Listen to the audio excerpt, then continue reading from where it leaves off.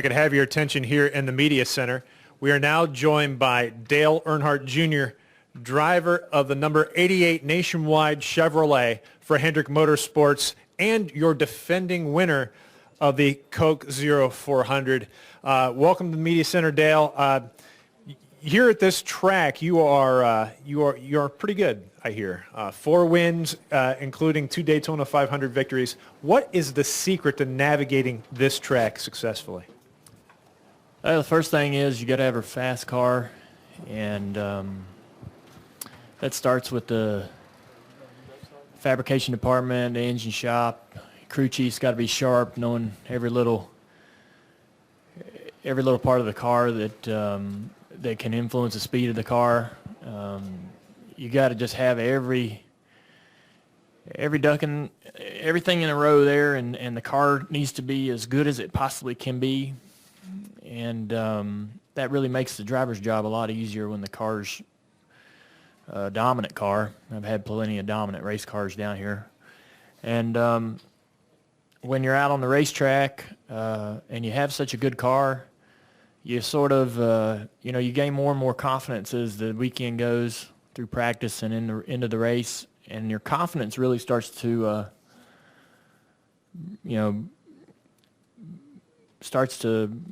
create more opportunities. And when you're confident about your car, you're making more, you're trying more passes, trying to do more things. If you don't feel confident in your car, you might second guess a decision or not do something. Every little move you make out there sort of puts you in position to win. So I don't think it's just one thing that you do at the end of the race. I think it's from the very beginning of the race. What you're doing lap after lap is going to determine where you are at the end of the race and what position you're in and how confident you are about your situation. So it just keeps going throughout the weekend. So the car really kicks it off. If you get in there and your car's not where it needs to be or doing the things that you want it to do, it's very hard to have the confidence in it to put it where it needs to go. Good deal. We're going to open up the floor to questions. If you have a question, please raise your hand. We'll get a wireless mic to you. We'll start with Mike and go here to Zach and then back to George. Who are we starting with? Who are we starting with? Mike. Please get a mic to Mike, please. Mike. Thank you. Mike Hembry, USA Today. Dale, after Talladega, do you have any more or less concern about the possibility of flying cars here, or is it just going to be kind of a crapshoot? Yeah, the cars are going to get airborne at these racetracks. We're going pretty fast, and in certain circumstances, they'll get airborne anywhere, really. So, if in a bad situation, there's just as much potential as here as there is at Michigan or anywhere else. We've seen cars flip at a lot of different racetracks, but I know that's been a topic of discussion for the plate tracks, particularly after Talladega. And I'm hopeful that NASCAR is looking at ways to figure out how to keep the cars on the ground. So we didn't make any changes going into this race from the package, but there are 2 different racetracks, and hopefully that will play a role in keeping things a little safer for the drivers. But we've seen them flip everywhere, and they. It's just not at the plate tracks, but we definitely didn't like what we saw at Talladega, and we'd rather not get upside down if we don't have to. We'll go next to Zach, back to George, over to Claire, and then to Bob. Dale, kind of to piggyback off that question, it's been a year now since Austin went into the catch fence at this race last year. Can you just take us back there as you're crossing the finish line and just kind of what you saw and what was going through your mind the first 30 seconds after it happened? It's just frightening. In the mirror, it's hard to tell what part of his car got into the fence. You could see it go into the fence, but those fences do a lot of damage to the cars, trying to keep them inside the racetrack and out of the grandstands. So I just was worried about Austin and hoping that he was okay. And, that was, I think, everyone's initial reaction. But watching it from the mirror, you couldn't tell whether the bottom, the bottom of the car, which is probably the best case scenario in that situation, hit the fence or the top. So I was just worried about that. George, then Claire, then Bob, and then Nate. Back here, Dale, George Diaz, Orlando Sentinel. Along the same lines, you've, as Matt alluded to, you've had great success at these restrictor plate tracks, particular here. But in Talladega, I remember you talking about the race, and you just said you hate it. How do you kind of reconcile, you obviously have great success, but it seems like you hate this style of racing, kind of emotionally. How do you kind of deal with those extremes, if you will? I know, yeah. When you don't run well, you hate it. We spun out at Daytona and Talladega, and we have pretty good understanding of why our car's been unstable. We brought a new car that's hopefully going to be a much better race car for us, and we went back to our setups and theories that we were using last year that seemed to work so well. So we, the guys are always working, trying to find speed, and we had to, that really made the car unstable, so we dialed some of that back out and went back toward our older setups, and hopefully that is going to be all we need to be competitive and be able to get up there and be aggressive. But if you run up front and you finish in the top, 5, you can have a good time out there and enjoy what you're doing. But if you wreck, and particularly when you wreck at these places, you wreck pretty hard. You hate it. You don't want to be in those situations where you're crashing. And it seems like that's the way plate racing is. It's either all or nothing. And there's really no middle ground. You got to get yourself out there and put yourself in some pretty wild, compromising situations that are touch and go. And if you want to go up there and win the race, you got to put yourself in some situations that are really sketchy. But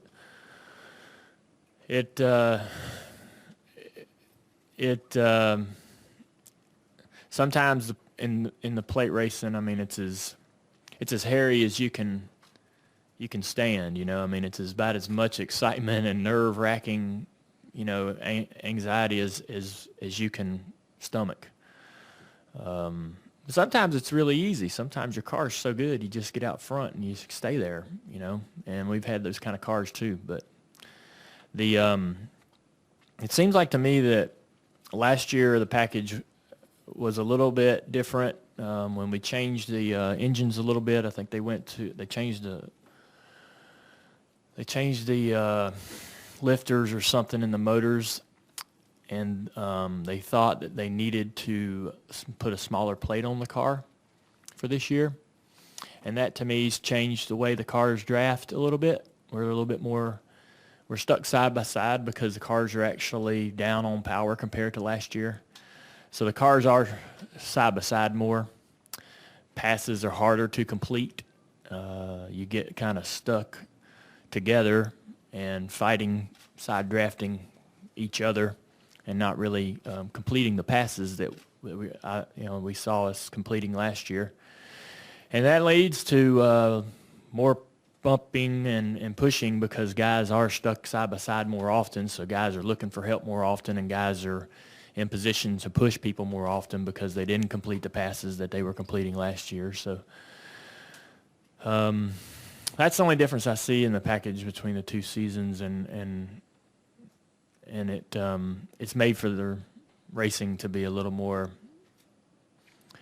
a few more crashes, cars flipping, and so forth, because the cars are, the packs are a little bit tighter, if you can believe that. It looks the same, but out there in the car, you can definitely sense a little difference. Go to your right to Claire, then to Bob, and then to Nate, and then to Kenny.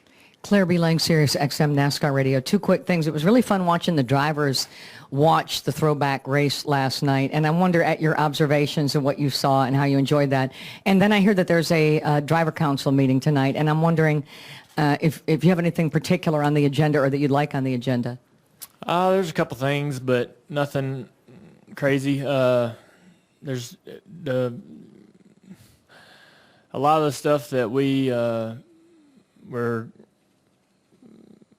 loud about earlier has been cleaned up, and a lot of changes have been made and improvements have been made that the council's wanted, and so the conversation in the council over the last couple of months has actually been real quiet. And so this meeting rolled around, and it's kind of a business as usual feeling to it. We're going to talk about a lot of the same things. I guess we'll talk about the Unlimited, the Clash, whatever you want to talk about it, what to do with that race. All-star formats and little things like that, but there's no big ticket item that really stands out to me. I thought that the security on pit road last week was pretty bad during pre-race, and we'll talk about that some. Some of the drivers are concerned with how messy that's getting, considering what's going on and what we're trying to get in the cars and all that stuff. It was pretty crazy down there. It's great to see that much energy, but some tracks seem to be able to kind of corral it and control it a little bit better and give the crews their space to work around the cars and so forth. So that's something I think some of the drivers are real concerned with, but nothing too out of the ordinary that it's going to change the sport too much. The throwback was great. I really enjoyed that. I felt like it was a neat treat. I was pretty humbled by the idea of the network showing the race and appreciating what we accomplished, and it was fun to think about it and talk about it and watch it and see the comments, and so that was very fun for me. So I appreciate it. I hope that I know a lot of the guys that were involved in that victory were watching and we were communicating with me, and so it was a special night. Go next to Bob. Bob Hockris, ESPN. Do you take any sort of different approach when you have a new car, unlike a kind of a car that you really loved that you had before? And before you left the property, did you kind of wave goodbye to Amelia at all or anything like that? Yeah, no, we're not going to be naming cars anymore. I knew as soon as we did that thing sort of took off, and and put a lot of pressure on that car and the team. But these cars just don't stick around long enough to get names, and you used to race cars for years and years, and they sort of show personality. But you race a car these days, you only keep a car for maybe a year before it's unrecognizable or it's cut out of the herd. And we had so much success with that car last year that we ran it this year, and we probably shouldn't have. There's newer ideas and theories and better ways to do things that car didn't have. But we assumed, hey, it was doing so well, why wouldn't it keep going? But it seems like over the off season, there's just so much improvement and gains made by every organization that you can't afford to rest on what you did the year before. And anyhow, we'll see how this car does, and see what we got some good direction on going, trying to improve, and built this car with some newer ideas, and hopefully it's going to go out there and be quick.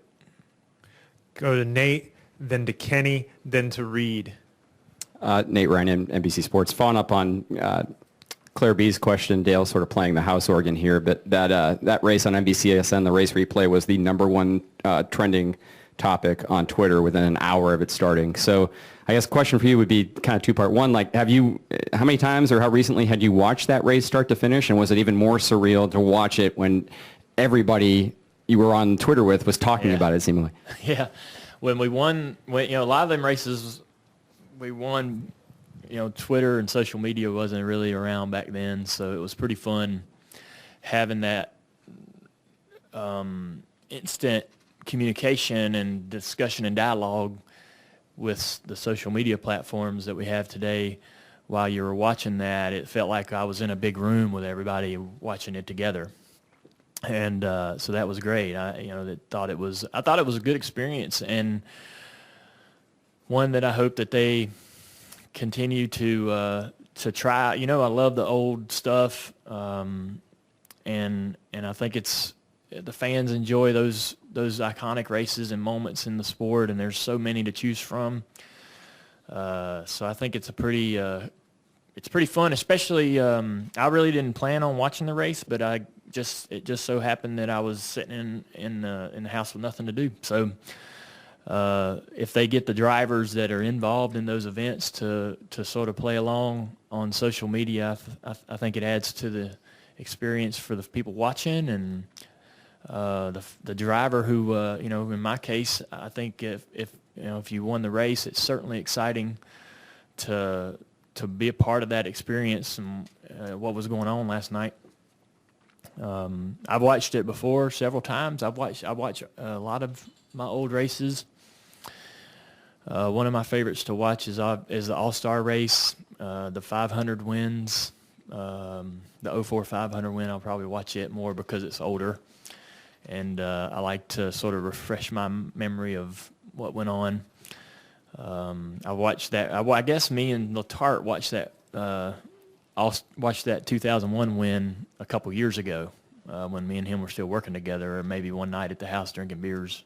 I put it on, and we watched it. And he was joking with me about it as it was coming on last night that we were going to watch it again. So I thought it was great, and like I say, it was a super good treat for me. I was super humbled by how everybody plugged in and everybody. It's great to be reminded about stuff like that, and that was a special night. So I'm glad that people think it's cool.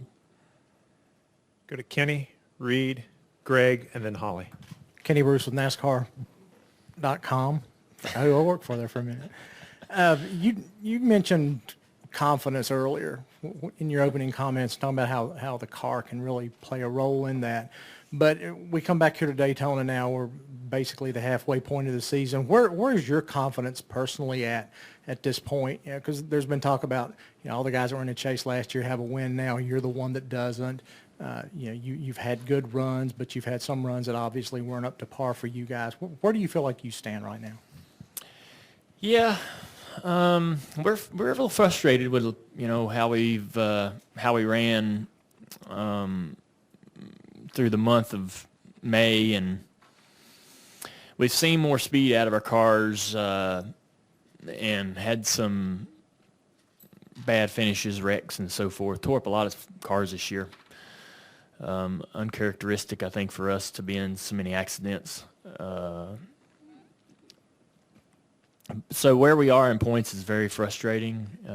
Creates a lot of anxiety amongst between me and Greg. I think that we both are,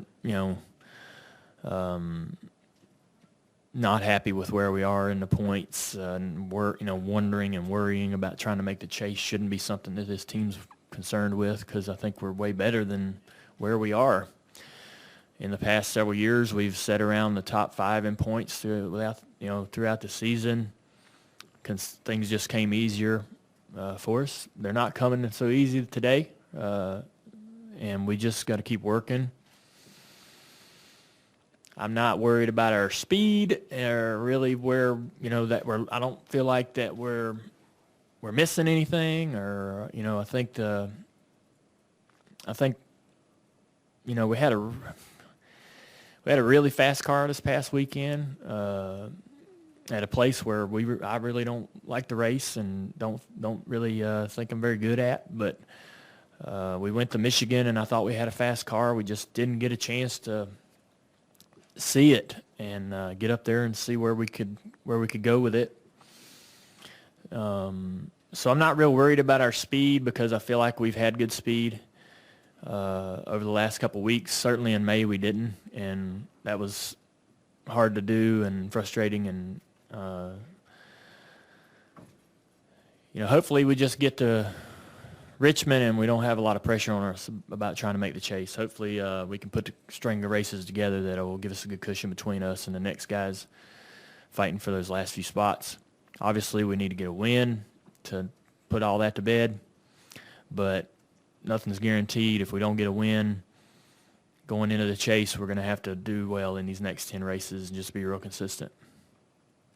Go to Reed, then to Greg, and then we'll finish with Holly. Reed Spencer with NASCAR Wire Service. Before the repave here, conventional wisdom said that Talladega was the wide open track. This was the handling track. Since the repave, how similar are the races between the two tracks, and has handling become more of a factor here as the pavement starts to age? It is starting to show some handling issues in the races. We really didn't see that for a very long time here. But I think a lot of us were really surprised how Daytona turned out and how the cars drove. It's real frustrating during speed weeks that there are a lot of practices, but the track never really gets to that race condition till Sunday. And it was a complete curveball for me and a lot of our cars and Hendrick as far as how the cars drove and how much handling was important to being competitive. So everybody was scrambling in the race, working on the balance, trying to get the cars to turn and do everything they needed to do because we hadn't had to worry about it before. So it's starting to crop up a little bit. You used to be able to get a good read on where you were when they ran the qualifying duels during the day, but that's not the case anymore. So we don't really have an idea at all what the cars are going to do till the 500 comes around. But this will be a little bit different because of the night race. Even though the temperatures will be up, the night will provide a little stability, and the cars won't. The handling issues won't be quite as severe if there are any, but the cars tend to be a little freer maybe or turn a little better at night versus during the day. So I think we'll still see some handling be a part of it, especially when we're all very close together. When you get around, when you're behind guys and you're really close, tight, side by side on each other's doors, which is what we have to do with the package because we're side drafting so much more today than we used to. When you're around there in those tight boxes with cars all around, the air on your car, the downforce on your car is so little that you can spin out or get tight very easily, and you have to be very careful. So that's becoming an issue, which is good. We loved when this place was slick and bumpy. I mean, the bumps were getting kind of severe in some spots, and the asphalt was coming up in some places. But that was a great challenge, and that gave the crews and the crew chiefs a challenge to get the cars to drive well and handle well. And everybody would haul butt for 5 laps, 10 laps, and then about lap 20, you'd start to see the cars that were handling move toward the front. And it was great. It was a lot of fun. So I'm excited that the track's sort of easing that way. Not as fast as we'd like, obviously, but the technology these days with the asphalt they put down is so much more impressive than what they had in the 90s and the 80s. So these tracks are certainly not aging as fast as they used to. Greg Engel, Examiner.com. Going back to Claire B. Lang's point and talking about the council, you were talking about pit road last week before the command. What would you tell a new fan or your fan or any NASCAR fan who's coming to a race? When's the best time to approach you, and when's a time that not to approach you? And as a quick follow-up, I'm from Orlando, and obviously we live, you're close here to Orlando. You're running the Orlando United stickers this weekend, and could you talk about that? Thanks. Yeah, it was a terrible tragedy. I'm glad that the sports got the stickers on all the cars. I think it's a great way for us to show our support. It's not really about when to be approached by a fan. As long as I've been around the sport, it's just an open policy. You see a driver, you walk up and ask for autograph, you want one. I think, though, what we want or what the drivers are concerned about is just a more defined area around the cars so that our guys can get in there and effectively get the tire pressures right and get the cars ready to go. And there's, like I said, there's some tracks that are doing a really good job of that. I just, for whatever reason, when we come down pit road in the trucks to get to the cars, it was just, there was no definition on where people needed to be, to create some lanes of access for even the trucks to get down through there, and us to be able to get our cars and stuff. So, Generally overall during the weekend, when's the best time and not the best time to put? I think the best time I'm gonna be, the best time to find me is during practice when I'm around the car, and I'm in the, I'm gonna come out of the hauler and get in the car at about 10 minutes before practice. That's a great time. I'm gonna get out of the car after practice and go to the hauler. That's another good time. I'm gonna go sit in the hauler in between all that. So I'm in that hauler all day. I don't really come outside the hauler much other than to get to the car. So those are good times. I walk in between. I walk to the bus after practice or before practice. That's a good time. That's usually about 30 minutes before practice. I don't know. Not every driver's the same. Some drivers get here sooner. Some guys maybe not as on time. I used to come. I can't even believe it thinking about it now. But when I drove with Tony Jr. and Tony Sr., I used to show up 5 minutes late to practice. I can't even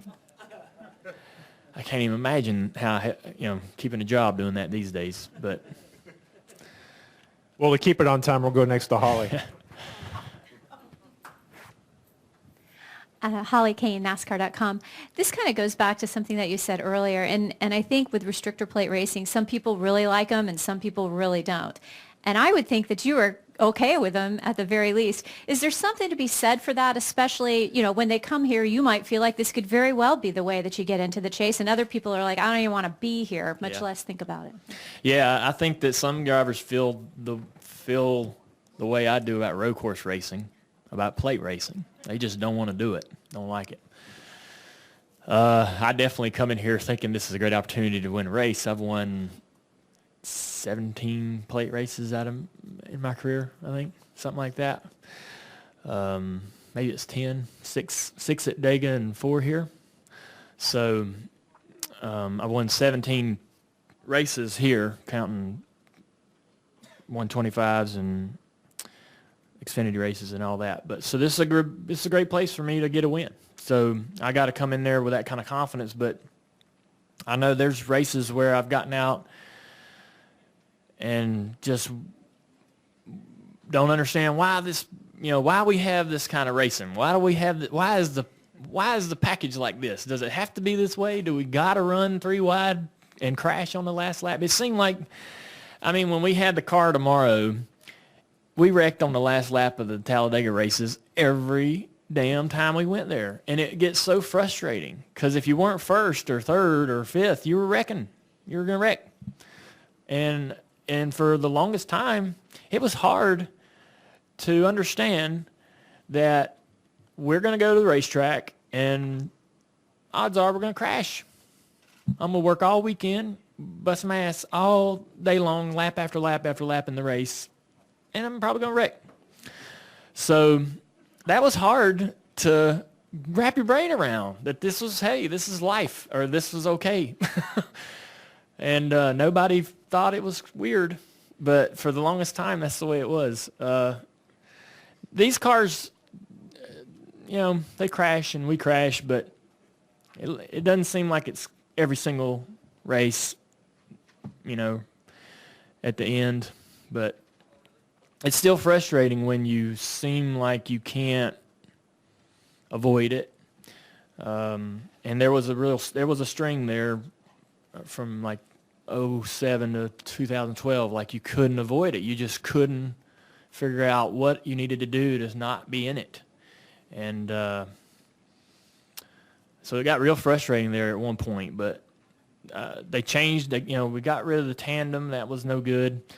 And the racing, to me, has steered in a little better direction, something similar to what we had around 2001. And we still crash. We don't want to flip, but it's not as frustrating as it used to be. And I do enjoy when you get out there and you're doing everything right and everything seems to be like you're in a zone. That's a fun time, and that's a good time.